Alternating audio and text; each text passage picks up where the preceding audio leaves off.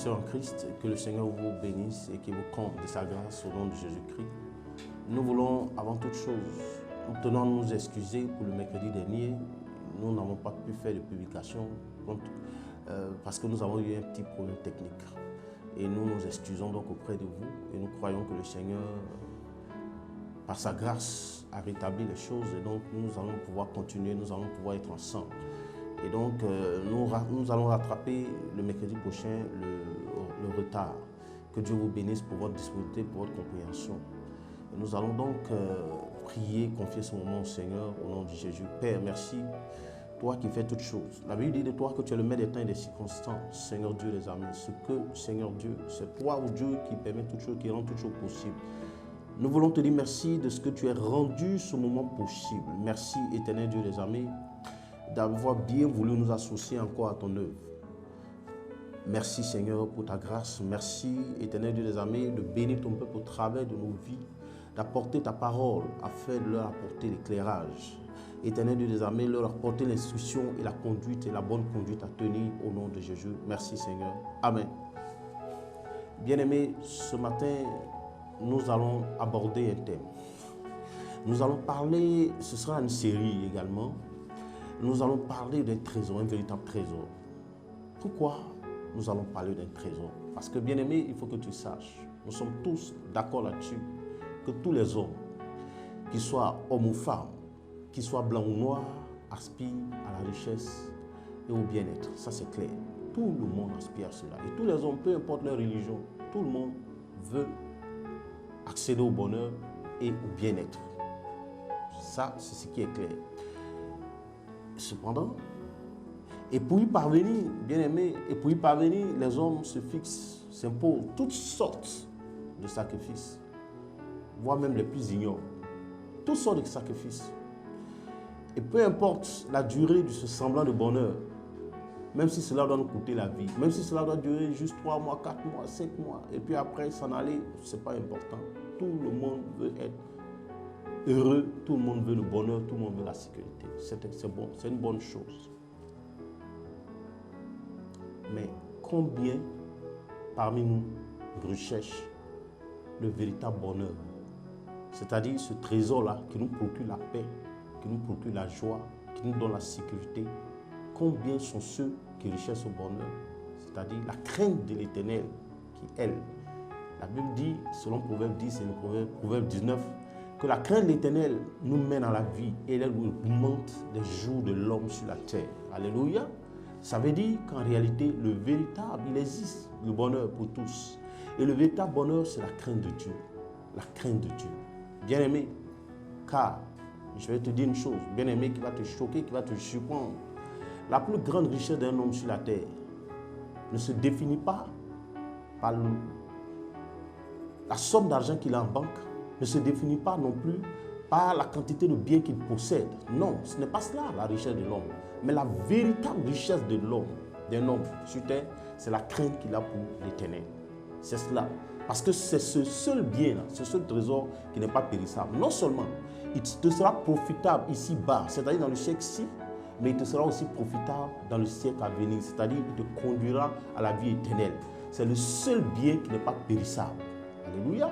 Et donc, si tu aspires à cela, bien-aimé, il dit, si tu aspires à cela, tu recherches cela, tu pratiques, tu cultives cela, comme l'homme part à la recherche de l'or et de l'argent, il dit, tu comprendras, selon Proverbe 2, verset 5, il dit, tu comprendras la crainte de l'Éternel et tu trouveras la connaissance de Dieu. Bien-aimé, nous devons rechercher la crainte de Dieu. Car un homme qui craint l'Éternel, c'est un homme sage, c'est un homme intelligent. Vous voyez, dans cette génération, tout le monde veut se marier, par exemple, à une belle femme. Tout le monde veut se marier à une femme intelligente. Tout le monde veut se marier à une femme brillante. Tout le monde veut avoir une femme qui a une belle apparence. Cependant, eux sont ceux qui recherchent la femme qui est belle de cœur, c'est-à-dire celle qui craint l'Éternel. Or, nous savons que si l'on trouve une femme qui craint Dieu, c'est un homme qui est béni, c'est un homme qui est heureux. Mais beaucoup ne recherchent pas la femme qui est belle de cœur, mais plutôt celle qui est belle d'apparence. Et Dieu, du haut des cieux, Regarde cette génération, ils s'étonnent. Il s'écrit en ces termes, selon Romains 3, verset 10 à 11, il dit, il n'y a point de juste, même pas un seul, parmi cette génération. Nul n'est intelligent, nul ne cherche Dieu. Voilà ce que le Seigneur dit de cette génération. Nul n'est intelligent et nul ne cherche Dieu. Car l'intelligence selon Dieu, ce n'est pas celui qui a un doctorat. L'intelligence selon Dieu, ce n'est pas celui qui a une agrégation. Mais l'intelligence selon Dieu, c'est celui qui cherche l'Éternel. Car celui qui cherche Dieu, bien-aimé, ne peut être qu'à prouver de Dieu. Celui qui cherche Dieu, c'est-à-dire c'est quelqu'un qui est intelligent. Parce que nos diplômes, nos qualifications trouvent tout leur sens et leur valeur lorsque nous y ajoutons la recherche de Dieu et la crainte de l'Éternel. C'est ce qui donne tout à notre diplôme et à nos qualifications, tout leur sens, bien aimé. Un homme a beau être qualifié, a beau être intelligent, a beau avoir les diplômes, les qualifications, mais si il n'a pas en lui la crainte de l'Éternel, bien aimé, il est comme un danger public. C'est pourquoi aujourd'hui on assiste. Il y a des sommités de ce monde, des gens qui sont vachonnés, qui sont reconnus. Ceux qu'on appelle les sommités de ce monde, mais qui décident à un moment donné, parce qu'ils ne connaissent pas Dieu, parce qu'ils n'ont pas la crainte de Dieu, ils décident de détruire le monde qui les a vus naître. Dans le monde dans lequel ils vivent. C'est cela. Voici comment un homme perd une bombe pour sa propre société lorsqu'il n'a pas la crainte de Dieu.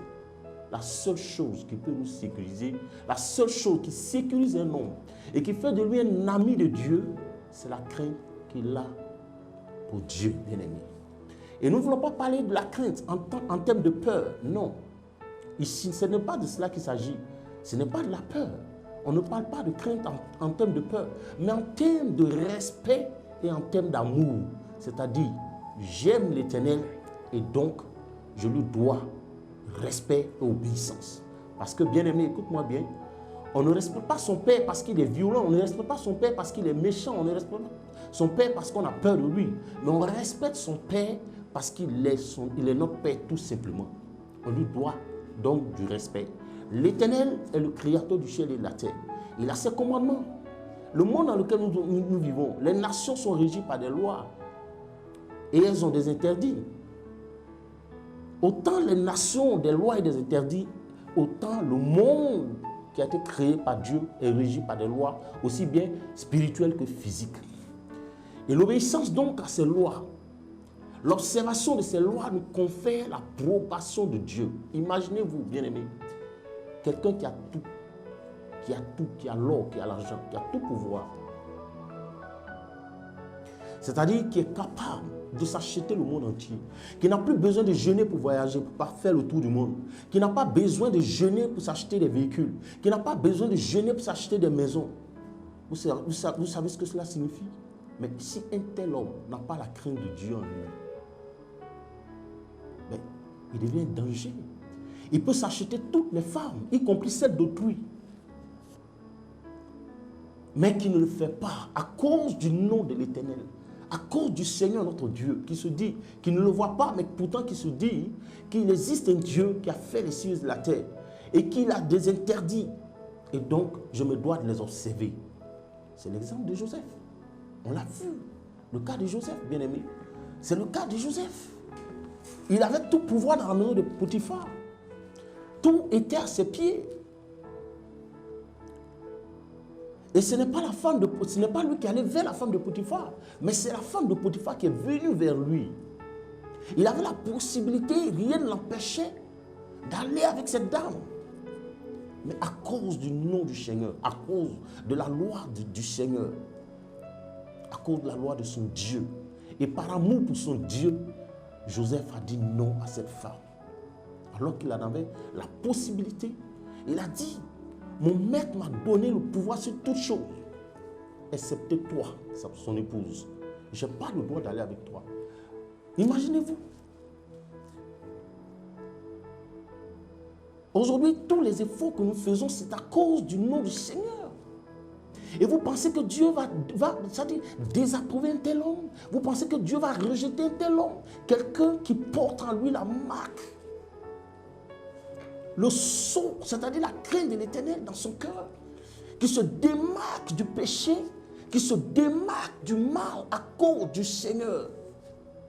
Dieu est fidèle, Dieu est juste notre Dieu. Il voit, il le sait. C'est quoi la crainte de Dieu? La crainte de Dieu nous dit, Proverbe 8, verset 13 dit que c'est la haine du mal, bien-aimé, la haine du mal. Or, nous savons que notre Dieu n'est pas porté par le mal.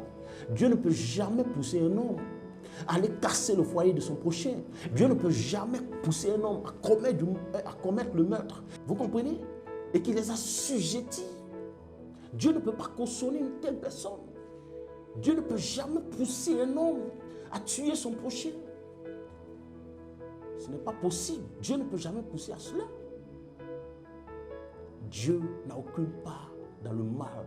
Dieu n'a aucune part dans le péché. Écoute-moi bien, bien-aimé. Je suis serviteur de Dieu. Je sais de quoi je parle. J'ai d'autres expériences dans la vie active. Je fais autre chose dans la vie active. Je sais de quoi je parle. Mais le secret de l'élévation, le secret de la richesse, parce qu'une chose est d'être élevé, mais une autre est de demeurer élevé. Qu'est-ce que tu recherches? Être élevé pour un temps et faire partie de la liste de ceux qui croient que la vie, de toutes les façons, c'est comme ça la vie. Il y a des hauts, il y a des bas. Alors que l'Éternel nous appelle à être toujours en haut et jamais en bas. Qu'est-ce que tu préfères? Qu'est-ce que tu préfères, bien-aimé? La crainte de Dieu. Lorsque Dieu voit sa crainte dans le cœur d'un homme, Dieu ne peut que l'approuver. C'est pourquoi il dit, la crainte de Dieu est le commencement de toute chose. Dieu ne peut pas tisser une alliance avec quelqu'un qui n'a pas sa crainte en lui. Dieu ne peut pas faire cela. La crainte de l'Éternel. Je vous dis, c'est le seul bien qui n'est pas périssable. La Bible dit que la crainte de l'Éternel mène à la vie. Cela mène à la vie. Alléluia. On va prendre Proverbe 19 rapidement. Nous allons voir un passage en Proverbe 19. Je fais aujourd'hui une introduction. Proverbe 19, verset 23 dit ceci. La crainte de l'Éternel mène à la vie. Écoutez-moi bien. La crainte de l'Éternel mène à la vie. Et l'on passe la nuit rassasié sans être visité par le malheur. Voilà ce que la Bible dit. Non seulement la crainte de l'Éternel mène à la vie, mais la Bible dit que celui qui a en son cœur la crainte de l'Éternel, il passe la nuit, c'est-à-dire il ne dort pas affamé. C'est-à-dire il ne dort jamais le ventre creux, il ne dort jamais le ventre vide. C'est-à-dire ni lui, ni sa progéniture ne dort le ventre creux. La Bible dit qu'il passe la nuit rassasié sans être visité par aucun malheur. C'est-à-dire Dieu lui-même assure sa sécurité. Parce que Dieu voit en lui. C'est-à-dire l'homme qui est sur la terre, il a la possibilité de faire tout ce qu'il veut. Il peut faire tout ce qu'il veut, c'est un choix. Mais il choisit lui d'obéir à la loi de l'Éternel, de garder en lui la loi de l'Éternel. Mais comment Dieu ne peut pas approuver une telle personne? Pourquoi Dieu peut-il rejeter un tel homme? La Bible dit que la nuit quand il dort, le jour il est rassasié. Et la nuit quand il dort, son âme est au repos. Il n'a aucune crainte, c'est-à-dire il ne redoute aucune attaque soudaine. C'est ce que la Bible dit. Il ne redoute aucune attaque soudaine parce que l'Éternel veille sur lui pendant la nuit. L'Éternel veille sur sa maison. L'Éternel veille sur ses enfants. Non seulement il est rassasié, mais l'Éternel lui assure la sécurité. Dieu ne confie pas sa sécurité à aucune armée, à aucune société de gardiennage. Dieu lui-même se charge de s'occuper de lui, de veiller sur lui, de veiller sur sa progéniture, de veiller sur sa maison. La crainte de Dieu nous attire l'alliance de Dieu. La crainte de Dieu nous attire l'approbation de l'Éternel bien-aimé. Ce que nous devons rechercher, c'est la crainte de Dieu. Ce n'est pas de courir après les biens, parce que les biens peuvent t'emporter. Les biens peuvent t'emporter. La Bible dit que les biens du juste procure la vie, c'est-à-dire ça procure la vie autour de lui. Mais les biens du méchant sont pourquoi la mort. Les biens du juste sont pour la vie. Parce qu'il fait du bien avec ce qu'il a. Celui qui craint Dieu, il ne prend pas son argent pour aller acheter le péché, mais il prend son argent pour faire du bien, pour honorer le nom du Seigneur. Vous comprenez? Pour honorer le nom du Seigneur. Et regardez ce que... Je prends un autre passage en Proverbe 10, le verset 27. Proverbe 10, le verset 27 dit ceci.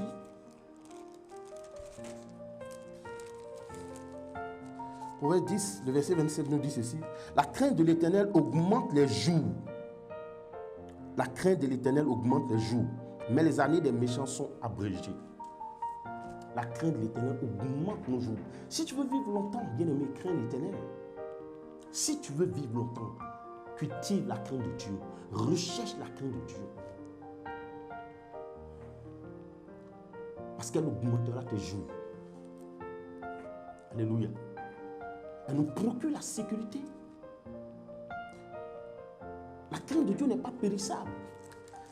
C'est pourquoi nous allons prendre un dernier passage en Job. Bien aimé, nous allons aller dans le livre de Job et vous allez voir. Je vais vous donner un exemple de ce bien qui n'est pas périssable. Quand nous prenons le livre de Job, au premier chapitre, à partir du verset 1er, la Bible dit ceci. Il y avait dans le pays d'Uz un homme qui s'appelait Job. Et cet homme était intègre et droit. Il craignait Dieu et se détournait du mal. Alléluia. Il craignait Dieu, c'était un homme intègre. Il craignait Dieu et il se détournait du mal. Bien-aimé, regardez un peu, c'est extraordinaire. C'est l'Éternel lui-même qui commence à parler de Job. C'est-à-dire, quand Dieu commence à parler de Job, il ne commence pas à faire l'étalage de ses biens, de sa fortune. Dieu ne recherche pas parce que Dieu, c'est Dieu qui bénit. C'est lui qui a créé les cieux et la terre. C'est lui qui a créé toutes les richesses des nations. C'est lui qui a créé toutes les richesses que renferme la terre, renferme la terre, bien aimé. Donc Dieu n'est pas impressionné par la richesse de quelqu'un. Dieu n'est pas impressionné par nos avions, par nos jets privés. Dieu n'est pas impressionné par notre taille non plus. Dieu n'est pas impressionné par nos origines, parce que c'est lui qui les a conçues, nos origines. L'or est à lui, l'argent est à lui. Donc Dieu ne peut pas être impressionné par ton doctorat. Dieu ne peut pas être impressionné par ton agrégation, parce que c'est lui qui t'a donné l'intelligence. Donc Dieu n'est pas impressionné par ces choses. Mais regardez comment Dieu a été impressionné par la valeur d'un homme, d'un individu. Et donc au point où quand il a commencé à parler de cet homme, il n'a pas commencé à faire l'étalage de ses biens, de sa fortune, mais il a commencé à parler de son intégrité et de la crainte qu'il a pour lui en tant que Dieu. C'est magnifique. C'est formidable, c'est extraordinaire, c'est un exemple à copier, bien aimé. Cela doit attirer notre attention. Nous qui avons de l'intelligence, qui avons l'Esprit de Dieu en nous, cela doit nous marquer. C'est pourquoi il dit toute l'écriture est inspirée de Dieu pour instruire, pour redresser, bien aimé. C'est important. Regardez l'exemple de Job. Dieu ne l'a pas cité comme ça, c'est-à-dire en vain. Dieu ne l'a pas cité parce qu'il avait plein de choses à raconter. Mais c'est afin de nous instruire. C'est afin que nous copions cet exemple. C'est-à-dire Dieu lui-même fait l'éloge de son serviteur Job. Quand Satan s'est présenté à lui, il lui a posé la question, as-tu vu? Tu me dis que tu as parcouru la terre. Mais en parcourant la terre, est-ce qu'il t'a été donné de voir? Tu as vu mon serviteur Job? C'est-à-dire Dieu avait l'empressement dans son cœur de faire l'éloge de Job. Est-ce que l'Éternel peut trouver encore au milieu de cette génération des hommes qui portent en eux la crainte de Dieu, qui sont capables de dire non au péché, qui sont capables de renoncer au péché, qui sont capables de dire non à la compromission et d'embrasser la sainteté, bien aimé, de choisir la sainteté, l'intégrité. Les gens se plaignent. Je jeûne, je prie, je ne fais pas ça. Mais Dieu sait, il voit l'état de ton cœur, bien aimé. Il voit l'état de ton cœur, il sait que tu n'es pas prêt. Il sait que tu n'es pas prêt. Dieu sait que tu n'es pas prêt. La crainte de Dieu, cela, c'est-à-dire suscite et attire dans nos vies l'approbation de Dieu. Joseph l'a fait. Cela lui a valu quoi? C'est-à-dire qu'il a été promu dans une nation étrangère, il est devenu premier ministre à cause de sa crainte de Dieu.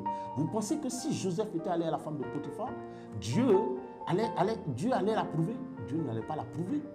Il n'allait pas l'approuver. Tu n'es même pas encore premier ministre. Tu casses le foyer des gens. Et quand tu le deviendras? Quand tu le deviendras? Et quand tu le deviendras?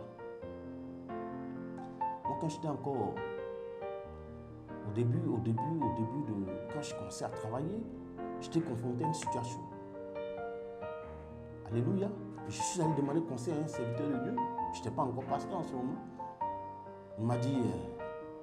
J'ai posé la question en deux. Il y a un premier qui m'a dit, Tu sais, le Seigneur a commencé à te bénir. Attends, quand il va finir, et puis tu pourras faire ces choses. Il y a un deuxième qui me dit, mais écoute, il faut signer, demande à la dame en question, signer un papier. Vous comprenez? Vous comprenez? Mais heureusement que Dieu m'avait déjà touché, m'avait préparé à ces choses. Frère, quand ces choses arrivent, il faut savoir que la gloire de Dieu n'est pas loin. Comme ça, il faut savoir faire un choix. Donc, il dit, je mets devant toi la vie et la mort.